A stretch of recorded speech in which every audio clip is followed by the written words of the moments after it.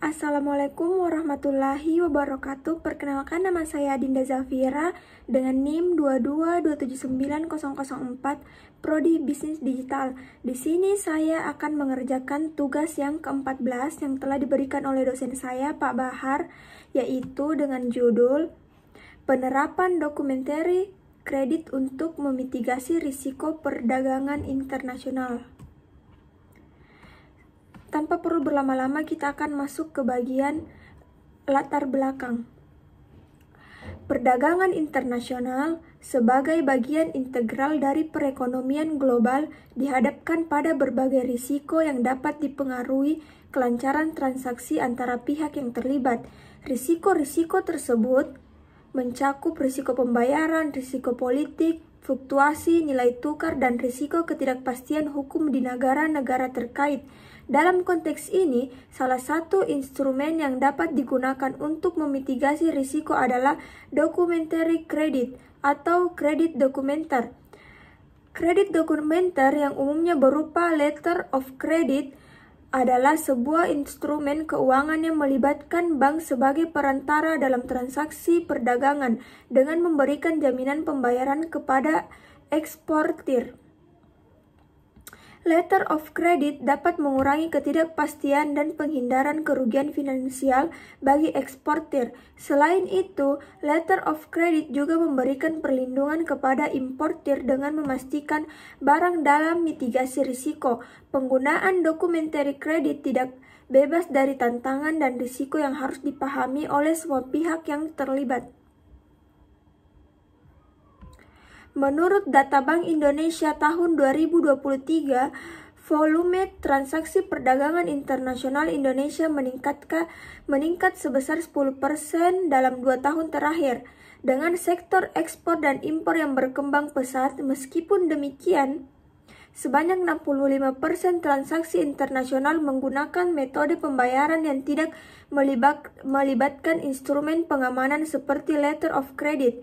Hal ini menunjukkan bahwa masih ada ketidakpastian dan risiko dalam transaksi tersebut, terutama bagi pelaku usaha yang terlibat dalam perdagangan internasional.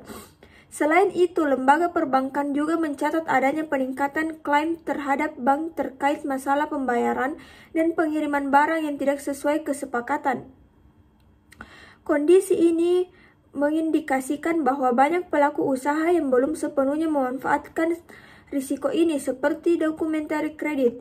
Pentingnya membahas penerapan documentary credit untuk memitigasi risiko perdagangan internasional tidak hanya terkait dengan perlindungan finansial yang diberikan kepada eksportir dan importir, tetapi juga dengan upaya untuk menciptakan stabilitas dalam perdagangan global.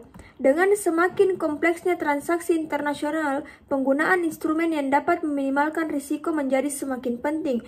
Oleh karena itu, memahami konsep dan penerapan documentary credit menjadi hal yang relevan untuk dipelajari, guna memberikan wawasan yang lebih luas mengenai cara-cara mitigasi risiko dalam konteks perdagangan internasional. Selanjutnya, kita akan masuk ke bagian permasalahan, rumusan masalah. Jadi ada 3 rumusan masalah yang akan kita bahas. Yang pertama, rumusan masalah yang pertama, apa yang dimaksud dengan documentary credit dan bagaimana penerapannya dalam perdagangan internasional. Rumusan masalah yang kedua, siapa yang diuntungkan dan dirugikan dalam penggunaan documentary credit dalam perdagangan internasional. Yang ketiga, kapan penggunaan documentary credit paling tepat diterapkan dalam transaksi internasional. Nanti kita akan jawab di bagian pembahasan. Selanjutnya kita akan masuk ke bagian tinjauan pustaka. Jadi ada 5 tinjauan pustaka. Yang pertama, kredit dokumenter merupakan bentuk jaminan pembayaran yang diberikan oleh bank untuk memastikan bahwa eksportir akan menerima pembayaran apabila syarat yang ditentukan dalam letter of credit telah dipenuhi, menurut Mayer 2020. Yang kedua, risiko perdagangan internasional. Menurut Hill tahun 2019, risiko perdagangan internasional mencakup risiko mata uang, risiko politik, dan risiko pasar yang harus dikelola dengan hati-hati untuk mencegah kerugian finansial. Yang ketiga, teori keamanan pembayaran. Dalam sistem ini, pembayaran dilakukan dengan menggunakan instrumen yang melibatkan pihak ketiga, seperti bank, untuk mengurangi risiko ketidakpastian menurut Johnson tahun 2018. Yang keempat, peran bank dalam dokumentasi transaksi. Penelitian oleh Zhao dan Li tahun 2021 menunjukkan bahwa bank memainkan peran penting dalam memastikan transaksi internasional berjalan lancar melalui pengawasan dan pemberian dokumentasi yang diperlukan. Dan yang terakhir, mitigasi risiko dalam transaksi global.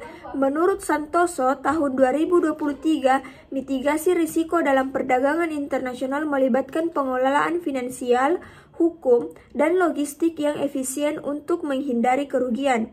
Selanjutnya, kita masuk ke bagian pembahasan. Jadi, dari rumusan masalah yang tadi, kita akan membahasnya.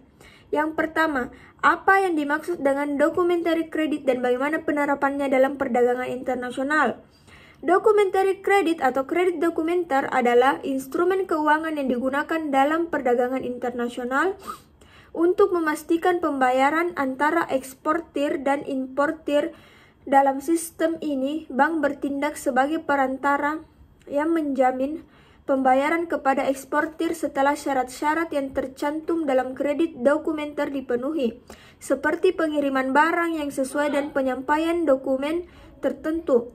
Penerapannya sangat penting untuk mengurangi risiko pembayaran yang sering terjadi dalam transaksi internasional, di mana pihak-pihak yang terlibat sering tidak saling mengenal atau tidak berada dalam yurisdiksi hukum yang sama. Yang kedua, siapa yang diuntungkan dan dirugikan dalam penggunaan documentary credit dalam perdagangan internasional?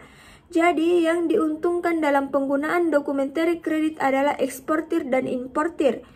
Eksportir diuntungkan karena mendapatkan jaminan pembayaran dari bank, mengurangi risiko gagal bayar.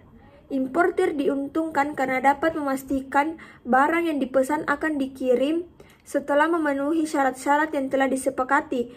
Namun, pihak yang dirugikan bisa saja adalah bank yang bertindak sebagai perantara, terutama jika ada kesalahan dalam pemeriksaan dokumen atau ketidaksesuaian antara dokumen dan kesepakatan. Selain itu, biaya yang terkait dengan penerapan documentary credit juga bisa menjadi beban bagi salah satu pihak. Yang ketiga, kapan penggunaan documentary credit paling tepat diterapkan dalam transaksi internasional? Penggunaan documentary credit paling tepat diterapkan ketika ada ketidakpastian atau risiko tinggi terkait pembayaran atau pengiriman barang dalam transaksi internasional. Ini sering terjadi dalam transaksi dengan negara yang memiliki perbedaan sistem hukum, politik yang tidak stabil, atau ketidakpastian terkait dengan kemampuan atau niat bayar pihak importir. Penerapan documentary credit sangat dianjurkan untuk transaksi yang melibatkan jumlah besar atau ketika pihak-pihak yang terlibat tidak memiliki hubungan yang erat atau reputasi yang saling dipercaya. Selanjutnya kita akan masuk ke bagian kesimpulan. Jadi kesimpulan dari materi yang tadi itu, penerapan documentary credit dalam perdagangan internasional efektif untuk mengurangi risiko pembayaran dan pengiriman barang. Meskipun memberikan perlindungan bagi eksportir dan importir, banyak pelaku usaha yang belum memanfaatkan secara optimal. Pemahaman yang lebih baik tentang mekanisme dan pemanfaatan documentary credit serta dukungan perbankan sangat penting untuk memastikan kelancaran transaksi internasional dan mengurangi risiko dalam perdagangan global. Selanjutnya, kita akan masuk ke bagian saran. Berdasarkan pembahasan yang tadi, saran yang dapat diberikan itu yang pertama, peningkatan sosialisasi kepada pelaku usaha mengenai pentingnya penggunaan documentary credit untuk mengurangi risiko dalam perdagangan internasional. Saran yang kedua, perbaikan sistem perbankan, dan infrastruktur pembayaran internasional agar dapat mendukung kelancaran penggunaan instrumen ini. Dan saran yang ketiga, pemahaman yang lebih mendalam oleh eksportir dan importir mengenai ketentuan yang berlaku dalam letter of credit untuk menghindari kesalahan dalam penerapannya. Jadi itu dia tadi presentasi dari saya. Lebih dan kurangnya mohon dimaafkan. Wabillahi taufiq wal hidayah. Wassalamualaikum warahmatullahi wabarakatuh. Terima kasih.